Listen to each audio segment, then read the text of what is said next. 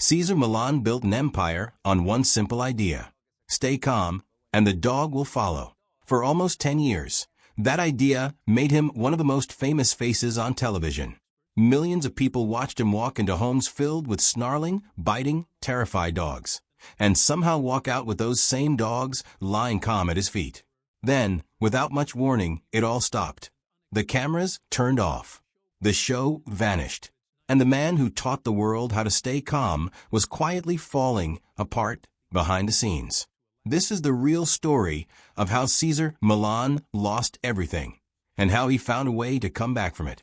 Dog Whisperer with Cesar Millan ended after its 9th season in 2012, and the ending caught a lot of fans off guard. The show was still pulling in around 11 million viewers a week at its peak, which is a number most networks would kill for. So why would a hit show with that kind of audience just fade away? The answer is not one single event.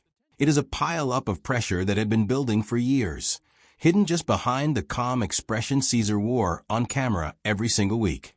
Viewers only ever saw the finished product, the tidy 50-minute episode with a beginning, a struggle, and a resolution.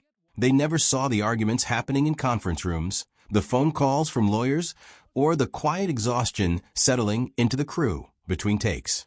National Geographic, the network behind the show, was facing a hard choice. Ratings were still strong, but the show had slowly turned into something risky.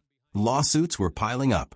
Scientists and animal experts were speaking out louder every year. And behind all of that noise, Cesar himself was going through the worst period of his life. A show is never just canceled because of one bad headline. It ends when the risk finally outweighs the reward, and by 2012, that balance had tipped hard in the wrong direction. Executives had to think about advertisers pulling out, about insurance costs climbing, and about a growing stack of press clippings that made the brand look less like a trusted nature channel and more like a company defending a controversy every single month.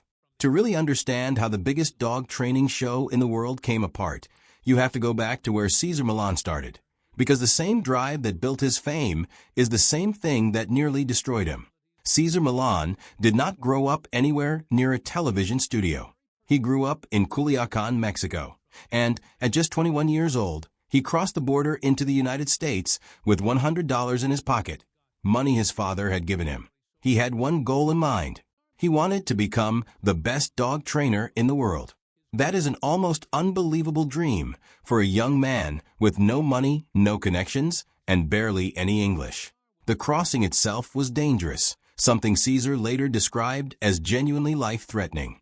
But he pushed forward anyway, driven by something that had been part of him since childhood. Growing up on his grandfather's farm, Cesar noticed something odd about himself early on. Dogs responded to him differently than they responded to other people. He never needed to yell or force anything. He simply moved calmly, and the dog seemed to sense there was nothing to fear. This was not something he studied in a classroom. It was instinct, a kind of quiet understanding that seemed to exist in him before he ever had the words to explain it. Other kids on the farm chased chickens and roughhoused with the dogs, but Cesar would sit back and just watch, noticing patterns in how the animals moved and reacted that most people never thought to look for. Since his family could not afford veterinary school, Cesar set his sights on Hollywood instead, hoping to learn from the best trainers in the world simply by being around them. The early days in America were brutal. After crossing into the U.S., he ended up homeless for a while in San Diego, sometimes sleeping in dog kennels just to have a roof over his head. He later admitted the dogs he worked with were often treated better than he was during that stretch of his life. But that hardship built something powerful between him and the animals he worked with, a bond that would eventually change his entire life. He often said later that those months of scraping by taught him more about patience and reading body language than any book ever could have. Cesar made his way to Los Angeles and took any job he could find, grooming dogs and walking them around neighborhoods like Inglewood. Slowly, his reputation started to grow. A story in the Los Angeles Times about his unusually effective dog walking business caught the attention of wealthy clients, and from there, word spread fast. Not through advertising, but through simple results. People saw what he could do, and they told their friends. Soon he was managing a small pack of dogs on his daily walks through the neighborhood, a sight that became almost a local legend before any camera ever pointed at him. One connection changed everything. Caesar was hired to train a dog connected to actress Jada Pinkett Smith, and after watching him work, she told him something that stuck. If he wanted to reach a bigger audience, he needed to master English, not just enough to get by, but enough to speak clearly and confidently on camera. Caesar took that advice seriously. He hired a tutor and immersed himself completely, even avoiding Spanish-speaking communities for a while, so the language would truly sink in. By 2009, he had become an American citizen, and his dream had shifted from personal survival into something much bigger. Still, at the core of everything, it always came back to that same instinctive connection with dogs that no formal training could have taught him. Dog Whisperer with Cesar Millan quietly premiered in 2004 on the National Geographic Channel. The first episodes were only 30 minutes long and barely promoted, almost like an afterthought. Nobody expected it to become the phenomenon it eventually was. But something about watching Caesar walk into a home with an aggressive, seemingly hopeless dog, and calm that same dog down within a single session, felt like magic. Families who had given up hope watched their pets transform right in front of them, and that kind of raw, emotional payoff spread the show through word of mouth faster than any advertising campaign could have. Neighbors told neighbors, and clips started circulating long before social media made that kind of sharing effortless. By its second season, the show expanded to a full hour and moved into a real primetime slot. By season 6, it was a full-blown global hit, drawing around 11 million American viewers weekly, with millions more watching across more than 80 countries. Caesar's idea of calm, assertive energy, the belief that dogs misbehave because their owners fail to act as a clear leader, felt simple and made sense to ordinary people. It gave viewers a feeling that impossible problems finally had an answer. Merchandise followed, along with books that topped bestseller lists, turning Caesar from a television personality into a genuine brand recognized well outside the world of dog training. Caesar became more than a TV host. He became the person people trusted with their most out-of-control dogs, and watching him bring order to chaos made for genuinely great television. But the very same formula that made the show so popular also planted the seeds of controversy that would eventually help tear it down. Behind the scenes, professionals in the field of animal behavior were growing increasingly uneasy. Veterinary behaviorists and animal welfare groups pushed back hard against the dominance-based model Caesar built his entire show around. They argued it leaned on outdated and flawed wolf research, studies based on wolves in captivity rather than wild, natural wolf packs. When scientists later studied wolves living freely in the wild, they found something very different from what dominance theory claimed. Wild wolf packs were structured more like families, led by parental figures, not aggressive alpha wolves fighting for control. This single correction in the research undercut the entire foundation Caesar's philosophy had been built on, even though it took years for that scientific shift to reach the general public. Respected voices in the field spoke out directly. Dr. Nicholas Dodman of Tufts University's veterinary school wrote to National Geographic in 2006, warning that the show was setting dog training back by decades. Author Mark Der published a piece in the New York Times laying out how Caesar's dominance-based approach clashed with modern scientific understanding of dog behavior. These were not random complaints from strangers online. This was a serious, coordinated concern coming from inside the professional community, and it put National Geographic in the strange position of airing a show that some of the most respected names in animal science were actively campaigning against. In that same year, the American Humane Association formally asked the network to pull the show entirely, calling the methods outdated and even inhumane. A few years later, in 2009, the American Veterinary Society of Animal Behavior issued a public warning about dominance-based training increasing fear and aggression in dogs, without naming Caesar directly, though it was obvious who they meant. Caesar defended himself fiercely. He argued that his methods came from real, hands-on experience with hundreds of genuinely aggressive dogs over more than 15 years, something he felt most academic critics simply did not have.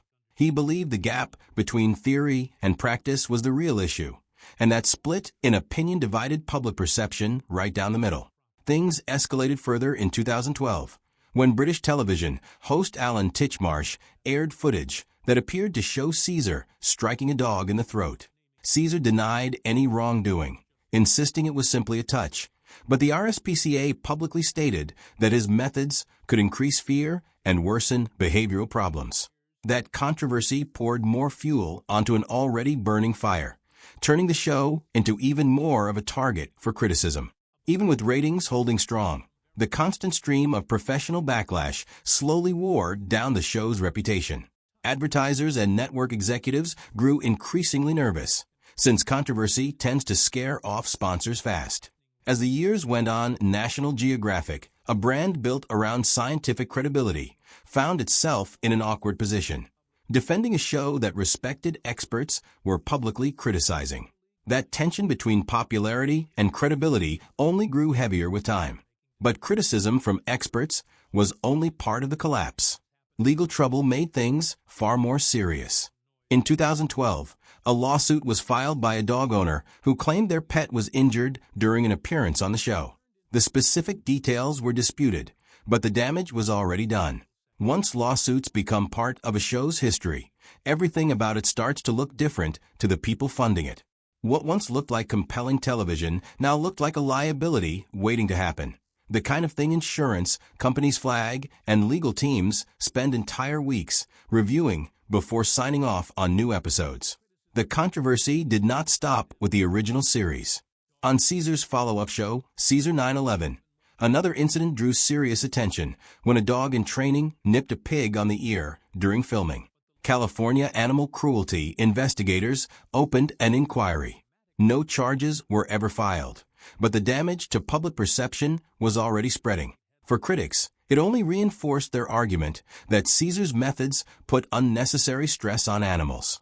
National Geographic was now stuck with a genuinely difficult decision. The audience Caesar built was still there, but production costs kept rising, while legal risk, scientific criticism, and public controversy all piled up at the exact same time. Every new episode carried the risk of yet another damaging headline. Behind the scenes, the mood on set had shifted from excitement into something closer to anxiety. While all of this professional pressure was mounting, something even more painful was happening in Caesar's personal life, something the public would not fully understand until much later. In February 2010, Daddy, Caesar's beloved 16-year-old pit bull, passed away. Daddy was not just a pet appearing on camera. He had been by Caesar's side since before fame ever found him, through homelessness, through the earliest struggles, and straight through the rise of his television career. Daddy represented the calm, balanced energy Caesar spent years teaching to others. Losing him left a deep, painful emptiness that viewers at home could not see. Caesar later said that filming without Daddy on set felt strange, like something essential was missing from every scene, even when the cameras kept rolling as if nothing had changed. Just 4 months after Daddy's death, Caesar's wife of 16 years, Illusion, filed for divorce. The couple shared 2 sons together, and losing his marriage while he was already grieving his closest companion knocked out another major pillar holding his life together. Caesar later admitted this period sent him into a serious depression. He lost weight, carried a crushing sense of guilt, and struggled with feelings of failure that he simply could not shake. The man who had spent years teaching other people how to stay calm and in control could not find that same steadiness inside himself anymore. Eventually, Caesar reached a breaking point. He attempted to take his own life by overdosing on pills and was later found unconscious. It was the lowest moment of his entire life, one he would not speak about publicly until much later. He survived, and afterward, he made the difficult choice to rebuild himself from the ground up, leaning on exercise, work, and a renewed sense of purpose to slowly pull himself back together. Even as filming continued into 2011 and 2012, the atmosphere behind the scenes had permanently changed. The grief Caesar carried privately began bleeding into the show's final stretch. The man who built an entire career on teaching calm was now fighting to find any calm for himself. Caesar's recovery was not instant, and it was not easy. His battle with depression gave him a completely new understanding of mental health, especially as a father raising two sons. He became far more aware of emotional warning signs, both in his own children and in the people around him. In many ways, the pain he went through made him more human to the audience that had once only seen him as the confident expert on their screen. After Dog Whisperer ended in 2012, plenty of people assumed Cesar Millan's time in the spotlight was finished for good. He proved them wrong. He launched Cesar Millan Live, a touring stage show performed with rescue and shelter dogs in front of real audiences, with no editing and no retakes to hide behind.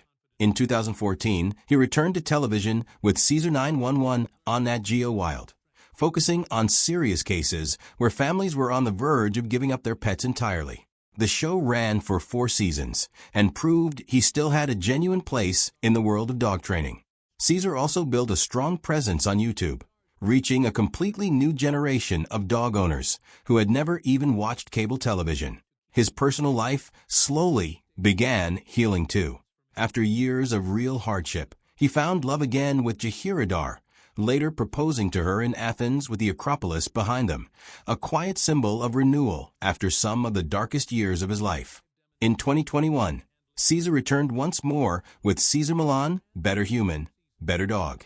This time, the focus shifted. Instead of only fixing the dog, the show explored how human emotions, habits, and energy directly shape a dog's behavior, showing just how much his own thinking had evolved since the pain he had gone through. Despite lawsuits, scientific backlash, public controversy, and some of the darkest personal struggles imaginable, Cesar Millan never fully disappeared. His story became less about a canceled television show and more about what happens when a person is forced to rebuild everything from the bottom up. More than a decade after Dog Whisperer ended, he remains one of the most recognizable names in dog training, still teaching calm, not just to dogs, but to the people struggling right alongside them. The end of Dog Whisperer was never about one single cause. It was scientific criticism, legal danger, personal heartbreak, and a changing television landscape, all colliding at the exact same time. But Cesar Millan's story proved something far more important than any canceled show ever could. Sometimes losing everything is not really the end of the story. Sometimes it is simply the moment right before someone finally rebuilds.